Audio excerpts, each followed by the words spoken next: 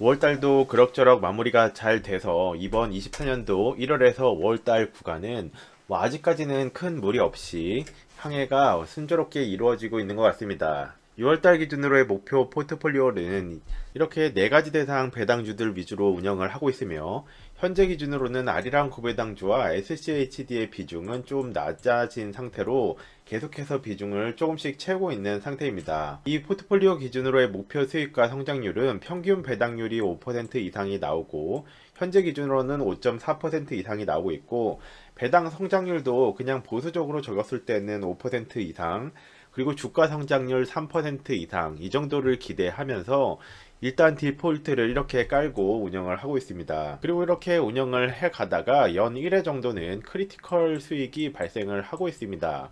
뭐 알아서 제가 원하던 의도하지 않던 5%에서 10% 정도의 조정장이 보통 연 1, 2회는 발생하고 있기 때문에 이 부분도 적극적으로 활용을 하고 있습니다. 뭐 아직까지는 1월에서 5월 달까지의 구간은 순조로운 항해를 이루어가고 있는데, 남은 6월 달에서 12월까지의 저의 최대 관심사는 현재로서는 미국 대선입니다.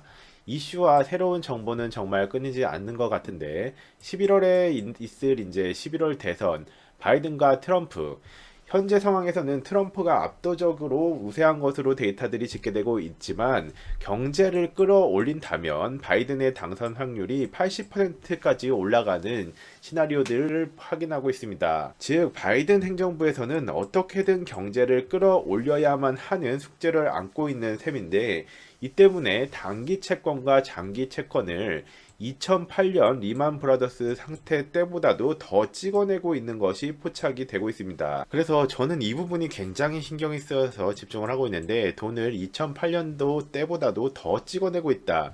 이것으로 해서 이어지는 결과는 통상적으로 6개월 정도 뒤부터 물가가 오른다는 측면입니다. 그런데 여기서 좀 고민이 되는 부분은, 물가가 지금 상태에서 다시 올라가기 시작된다면, 지금 당장은 아니지만 뭐 6월 달부터 5개월 정도 지난 11월 정도 후 대선 이후부터 물가가 다시 오르기 시작한다면 미국 연준이 과연 어떤 판단을 할 것인가, 이런 의문이 들기 시작했습니다. 여기에서 물가가 더 가파르게 안 잡히고 올라가 버리면 금리는 어떻게 하게 될까? 그리고 소비 심리는 어떻게 될까? 하지만 이런 문제들은 대선 이후의 경제의 문제이기 때문에 바이든이 당선이 된 이후의 일이기는 합니다. 이 부분이 참 골치 아픈 정치적 문제다라고 생각을 하고 있습니다.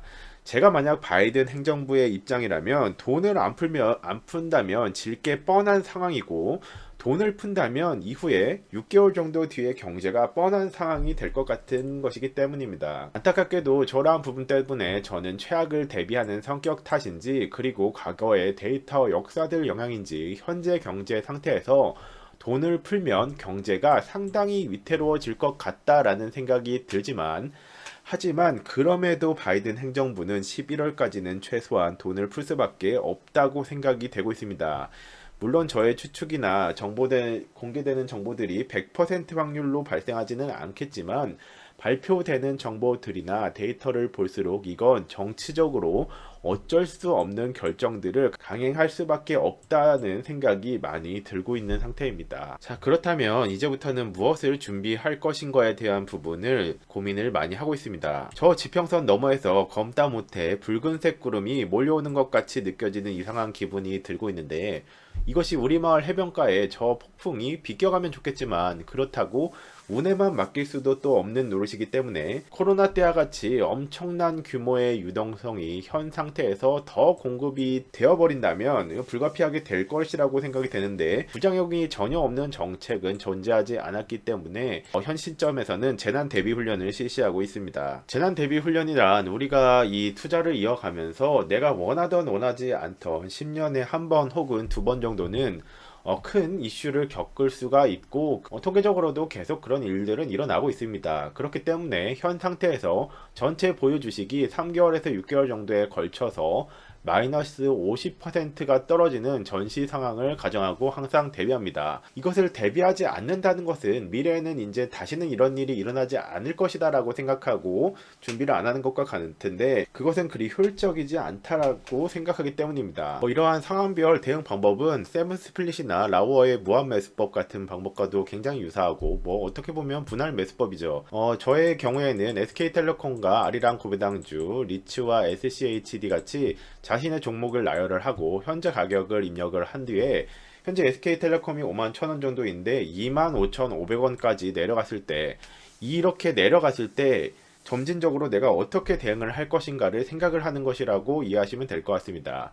아리랑 고배당주도 현재는 14,000원 정도인데 50%가 내려와서 7,000원까지 가는 상황. 리츠나 SCHD의 경우에는 제가 서울 미국 배당 다우존스를 투자하고 있는데 각각 50% 상황까지 갔을 때 내가 어떻게 행동을 할 것인가를 구체적으로 기술을 미리 해놓는 것입니다. 살면서 이런 일이 있겠나 싶겠지만 실제로 2020년도 코로나 때에도 SK텔레콤은 한 29,000원대까지 떨어졌었고, 아리랑 고배당주는 7,000원 이하인 6,000원, 5,500원 수준까지 떨어지는 이벤트가 일어났었고, 2020년도 코로나 때만 터진 것도 아니고 2008년 리만 브라더스 사태라든지 2000년 닷컴 버블이라든지 정도의 차이가 있을 뿐 마이너스 30%에서 50% 상황은 살아가면서 필연적으로 만나게 될 것이기 때문입니다. 이렇게 이 정도 가격이 오는 날이 또다시 있겠나 싶겠지만 2020년, 2008년, 2020년도에도 재앙이자 기회라는 두 가지 탈을 쓰고 주기적으로 발생하는 자연현상처럼 저는 생각을 하는 편입니다. 그리고 이때가 되면 이게 한 번에 이렇게 50% 세일이 와주면 사람들이 선택하기가 편하겠지만, SK텔레콤은 25,500원이 되면 배당률이 13%가 될 것이고, 아리랑 고배당주도 배당률이 11%, 종합 리츠의 경우에도 제가 투자한 대상들은 배당률이 13%까지 올라갈 것이기 때문에 한번 시원하게 이런 투자 기회가 왔으면 좋겠다라고 생각을 할 수도 있겠지만, 이 상황을 대비하기 위해서는 철저한 위기 대응 플랜과 모의 훈련이 반드시 수십 차례 이상은 필요하며, 자주 겪을 수는 없지만 한 차례 두 차례 경험한 것들을 충분히 복기하고 그 전략들을 업그레이드하며 탄탄한 전쟁 전략을 만들어 놓고 대비를 해야 합니다. 위기를 기회로 만드는 것은 결코 쉬운 게 아닙니다. 개인별로 인내심과 멘탈, 역량은 모두 다르겠지만 1억 정도의 시나리오를 가지고 대입을 해보면 급격하게 10% 정도까지가 한 달 정도 내에 빠진 상황을 겪게 되면, 이게 일주일이나 하루 만에 빠지는 것이 아니기 때문에 서서히 돈이 100만원, 100만원, 100만원씩이 없어져서 계좌에서는 마이너스 1000만원이 찍히게 됩니다. 그래 마이너스 10% 상황은 수도 없이 일어날 것이라는 것을 알았기 때문에 이것을 참고 기다린다고 하더라도 마이너스 1000만원이 날아간 계좌를 보게 되면은 굉장히 심리적으로 흔들리는 상황이 발생하게 됩니다. 그런데 문제는 여기서 끝나질 않고 두 달 차에는 1차 구간에서는 내가 인내심을 가지고 겨우겨우 버텼는데 두 달 차에도 여전히 마이너스 100만원, 100만원, 100만원씩이 더 누적이 돼서 한 주 만에 300만원이 더 날아간다든지, 그리고 이것이 계속 이어져서 마이너스 100만원, 200만원이 누적돼서 2천만원이 날아간 계좌를 보게 되고, 그리고 이것이 수개월 혹은 1년간 지속이 되면서 또 100만원, 100만원 계속해서 일주일마다 돈이 100만원씩 날아간다는 것은 심리적으로 엄청난 타격을 줄 수가 있습니다. 그렇게 해서 최종적으로 수개월에서 1년이 흐른 시점에서 마이너스 30%에서 마이너스 50% 상황을 겪어서 계좌에서 마이너스 3천만원에서 5천만원이 증발한 것을 보게 되는 시점에서 과연 투자자들이 버티는 것이 가능할까라는 부분을 생각을 해봐야 합니다. 보통은 그런 것들은 내가 오기만 하면은 이제 기회니까 한번 시원하게 잡을 수 있겠다라고 생각하지만, 대부분은 버티는 것만으로도 이러한 심리적으로 힘든 상황들을 겪게 됩니다. 그런데 그러한 시점에서 냉정함을 유지하면서 반격군을 적시적소에 내보내는 지휘를 한다는 것은 당연히 엄청나게 어려운 일입니다. 그렇다면 이제 내가 먼저 좀 준비를 하고 대응할 수 있는 부분은 어떻게 해야 될까라는 측면을 들어가 보면, 지금은 뭔가 불확실성이 굉장히 높은 시기이기 때문에 이런 타이밍에는 전 재산을 타이밍을 절묘하게 예측해서 피해야 할까라는 고민을 할 수도 있는데, 일단 결론부터는 저는 이것은 불가능하다라고 생각을 하고 있습니다. 타이밍을 예측해서 현금 100% 비중을 들고 있는 것은 절대로 답이 되지 못한다라는 부분도 존재하게 됩니다. 즉 언제 어떻게 급격한 자연재해가 일어날지는 모르기 때문에 애초에 그것을 전략에 반영시킨 상태로 안정감을 느끼는 비중을 찾는 것이 중요한 것 같습니다. 당연히 이것은 사람마다 다르게 되며 일단 현금 100%는 무조건 답이 아니라는 생각 정리를 먼저 할 필요가 있고, 그렇다면 이게 뭐 후반부에는 특히 현금을 90% 이상 비중으로 해서 투자를 10% 진행하고 있을 때 자신이 투자하고 있는 대상들이 50% 상황을 가게 된다면 제 경험상으로는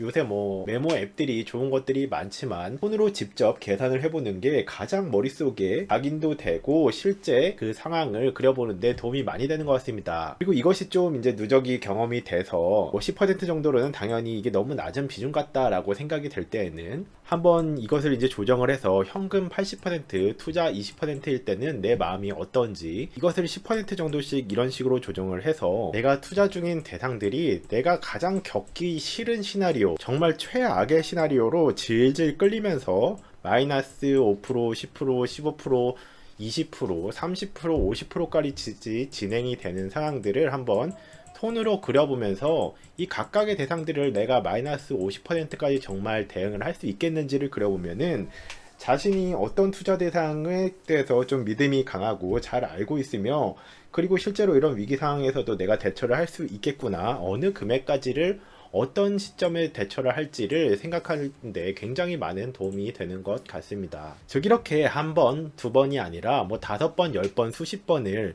실제 SK텔레콤이나 자신이 투자 중인 뭐 아리랑 고배당주라든지 SCHD, S&P 500 같은 경우에도 모든 대상에 접목을 해서 실제 지금 가격이 마이너스 50%까지 내가 가장 겪기 싫은 시나리오로 진행이 될 때 어떻게 내가 행동할 것인지, 또는 이때까지 진행될 때에는 어떻게 진행되면 내가 대응하기가 어려울 것인지를 그것을 손으로 그리고 메모 앱에 적다 보면은 많은 부분에 대해서 계속 업그레이드가 가능한 것 같습니다. 대략 간단하게 그려보면 SK텔레콤을 기준으로 하면은 5만원일 때는 내가 뭐 어떻게 비중을 들어가고, 45,000원일 때는 어떻게 또 잔여 현금 비중을 들어가고, 4만원, 35,000원, 3만원, 그리고 최종적으로 50% 정도 수준인 25,000원까지를 내가 각각 어느 정도 가격에 현금 보유량 중에서 어느 비중을 이 대상에 들어갈 것인지 그것을 이제 적어보게 되면 내가 어느 금액까지는 들어갈 수 있을 것 같고, 어느 정도 이상 금액까지는 이 가격까지 뭐 마이너스 30%, 40%가 떨어져 있을 때는 내가 좀 대응하기가 두려워질 것 같다라고 생각이 들면 그 투자 대상에 대해서 어떤 이유 때문에 투자를 계속해서 운영하고 있는지를 또 점검해보는 계기가 되기도 합니다. 이런 식으로 내가 투자를 선택한 기업의 투자 이유와 원칙이 훼손이 되지 않은 상태에서 외부의 환경적 이슈로 재앙이 발생했을 경우에는 어떤 금액까지를 어떤 시점에 투자할지를 이제 위기 대응 매뉴얼로 연습을 하면서 시나리오를 강화시킬 수가 있습니다. 즉 이렇게 돌아보니 제 경우에는 약 4개 대상별로 해서 약 15개에서 20개 구간까지로 가격대가 형성이 되어 있는 상태입니다.